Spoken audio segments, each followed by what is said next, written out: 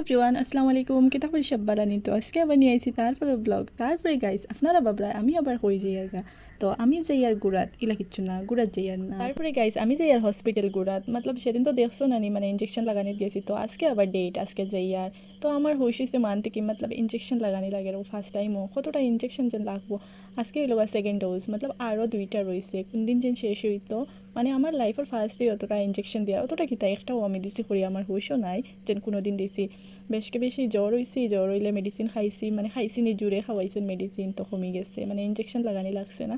But কন্যা নিয়েও নজর লাগি যায় খাওয়ার পরেও কিছু, তো আমারও সেম ওরকম হয়ে গেছে। তারপরে আপনারা লোকে মাতি মাতি আই গেছি বাড়ির দ্বারও, মতলব আগে গেছি একটু দূরই আসলো, তুমি তো দেখছো শিলচার গেছি, আর এখন শুনলাম বাড়ির দ্বারও হসপিটালে দেয়, তো কইলাম মতো দূরই যাওয়ার কোনো দরকার নাই, দ্বারও আছে যখন দিলাই। ফার্স্ট টাইমে গেছি হসপিটাল, আপনারা চিনইনি হইয়াছেন বুঝছেন নি ভিডিও দেখে আমি কোন হসপিটাল গেলাম।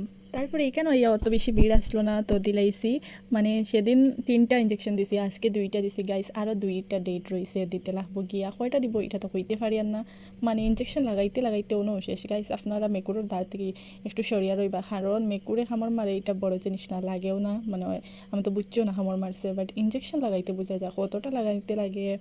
আমি তো এক মেকুরের কারণে যেটা যেটা হসপিটাল গেছিও না, দেখছিও না কোনো দিনও, তার যাই আর ঘুরি লাই আর হসপিটালও ঘুরি লাই, সবে যে খালি বিয়াত যাই এলা কিচ্ছু না, এখন হসপিটালও যাই আমি, সব হসপিটাল দেখিলে আর ঘুরি। আর তারপরে আর কি তাহর তো আমার যাওয়া তো লাগবো না, নিত যাই আর।